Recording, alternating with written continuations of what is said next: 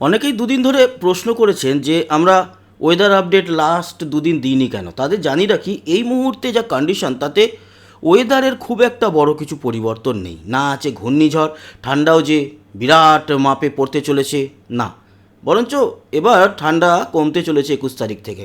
মাঝে মধ্যে আপডেট তো দিতে থাকবো, আর যেই সময় বৃষ্টি ঝড় এই সমস্ত থাকে তখন তো রেগুলার আপডেট দিই। তবে অনেকে আমার কাছে একটা আবদার করেছে, সেটা কি 2026 সালে এই মুহূর্তে ভয়েজার 1 ভয়েজার 2 কোথায় রয়েছে। তাদের জন্য এই ভিডিওটা নিয়ে এলাম, লাইভ ট্র্যাকিং করব, দেখাবো। তবে আর একটা জিনিস আপনাদের জানিয়ে রাখি, ভয়েজার তো মানুষের তৈরি এমন যান যা কিনা ঐতিহাসিকভাবে এখনও এগিয়ে চলেছে, রয়েছে ইন্টারস্টেলার স্পেসে, এবং মানুষের তৈরি বা মানব জাতির তৈরি এমন একটি মহাকাশযান যা কিনা পৃথিবীর থেকে সবচেয়ে দূরবর্তী স্থানে ট্রাভেল করতে সক্ষম হয়েছে এবং এই মুহূর্তেও ট্রাভেল করে যাচ্ছে। আর আরও একটা জিনিস, 1977 সালে লঞ্চ হয়েছিল এই ভয়েজার 1 এবং 2। ভয়েজার 2 আগে লঞ্চ হয় এবং ভয়েজার 1 15 দিন বাদে, মানে 20 আগস্ট আর 5ই সেপ্টেম্বর লঞ্চ হয়েছিল, 15 দিনের মধ্যেই। 1977, এই 2026-এ কিন্তু 50 বছর কমপ্লিট করতে চলেছে ভয়েজার 1 এবং ভয়েজার 2। এটাও একটা ইতিহাস। প্রথমে মনে করা হয়েছিল 2025 সালে ভয়েজার বোধহয় দেহ রাখবে, মানে চলতে থাকবে অনন্তের দিকে, আমাদের সঙ্গে যোগাযোগ বিচ্ছিন্ন হয়ে যাবে। কিন্তু না, যোগাযোগ বিচ্ছিন্ন হয়নি। এখনও পর্যন্ত যা খবর বা সিস্টেম যা বলছে তাতে 2036 অবধি আমরা যোগাযোগ রাখতে পারবো বলে এখনও অবধি আশা রাখছে নাসার বিজ্ঞানীরা। লাইভ ট্র্যাকিং করব, দেখাবো এই মুহূর্তে কোথায় রয়েছে। এই হচ্ছে ভয়েজার 1। প্রথমে আমরা ভয়েজার 1 দেখে নেব।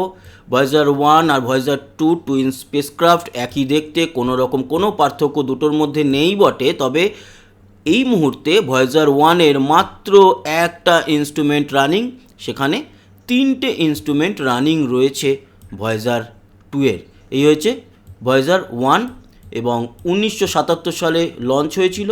আমরা এর যে হেলিওস্ফিয়ার আপনাদের দেখাবো, তার আগে আপনাদেরকে আরও একটা জিনিস দেখাই।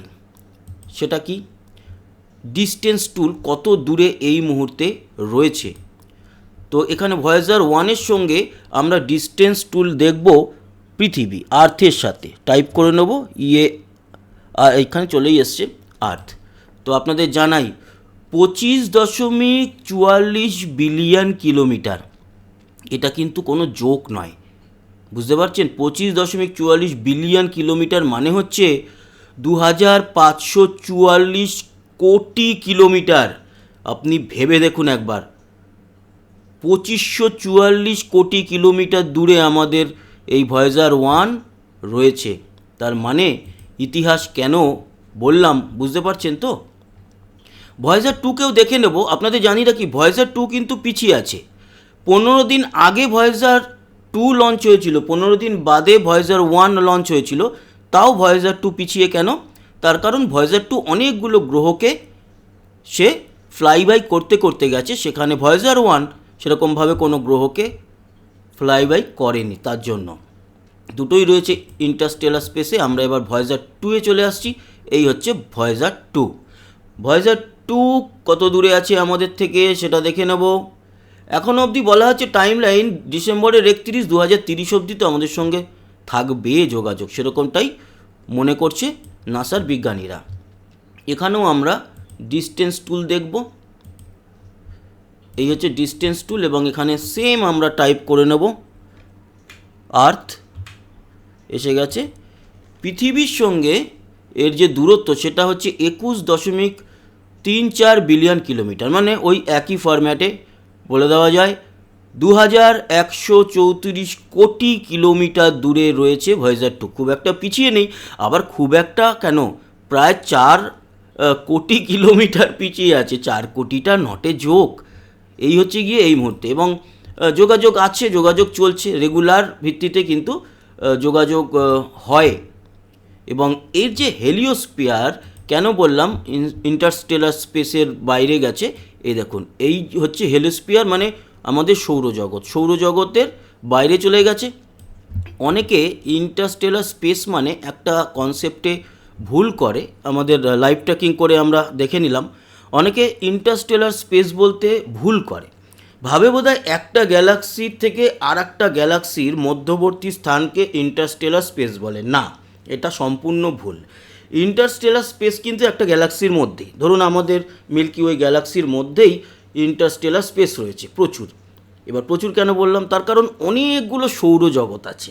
এইটা হচ্ছে আমাদের পৃথিবী, বুধ, বৃহস্পতি, শুক্র, শনি, তারপরে প্লুটো এখন বামন গ্রহ, নেপচুন, ইউরেনাস, এই সব গ্রহ, মঙ্গল, এই সমস্ত গ্রহ নিয়ে প্রচুর, তাদের আবার উপগ্রহ, এই সমস্ত নিয়ে সূর্যকে কেন্দ্র করে ঘুরছে। প্লুটোও ঘুরছে, কিন্তু প্লুটোর কিছু জিনিস যেহেতু সে মানে ফুলফিল করতে পারেনি, তার জন্য সে গ্রহর শ্রেণী থেকে আউট হয়ে বামন গ্রহ হয়ে রয়েছে। আগে আমরা ছোটোবেলায় পড়তাম 9 নবগ্রহ, এখন কিন্তু আর 9 নবগ্রহ নয়, এখন হচ্ছে 8খানা গ্রহ আমাদের।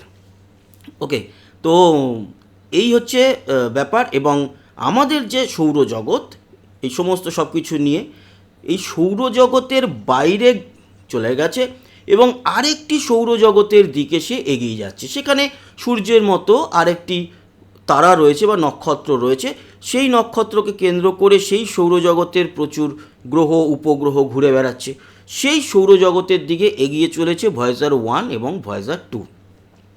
তো এই হচ্ছে গিয়ে ইন্টারস্টেলার স্পেস।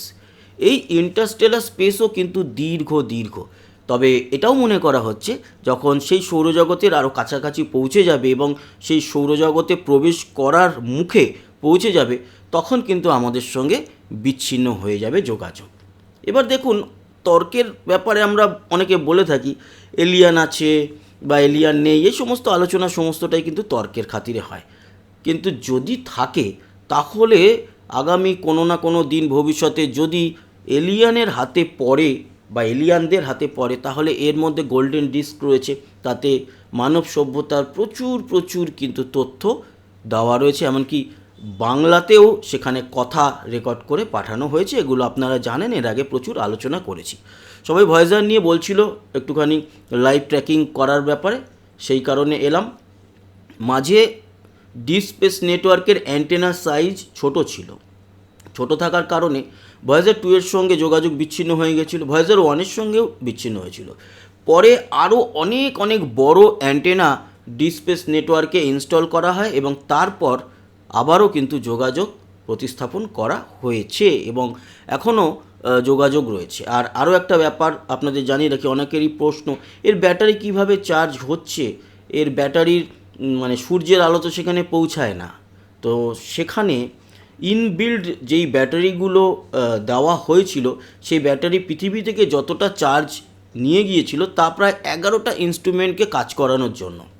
পরবর্তী সময় ব্যাটারি সেভ করতে গিয়ে ইনস্ট্রুমেন্ট একের পর এক বন্ধ করতে শুধু সবথেকে সূক্ষ্ম একটি পাওয়ার সে ব্যবহার করছে, যেই পাওয়ার এখনও পর্যন্ত মনে করা হচ্ছে যে 10 বছর টানতে পারবে এবং সামান্য যে সূর্যের আলো খুব সামান্য হলেও যেটুকু পৌঁছাচ্ছে, তার দ্বারা যেটুকু সামান্য উৎপন্ন হচ্ছে তাতেই যথেষ্ট। এই কারণেই দিনের পর দিন এগিয়ে চলেছে। ভাবুন, 1977 সালে তৈরি বা তার আগেই তৈরি হয়েছিল, 77-এ লঞ্চ হয়েছিল, সেই সময়কার একটি তৈরি করা জিনিস তা আজও কতটা মানে অ্যাডভান্স হিসাবে পরিচয় পাচ্ছে আজও। তো এই ছিল আপনাদের জন্য ভয়েজার নিয়ে আপডেট, আশা করি কাজে লাগলো। সবাই ভালো থাকবেন, সুস্থ থাকবেন, আবার দেখা হবে, ততক্ষণের মতো টাটা।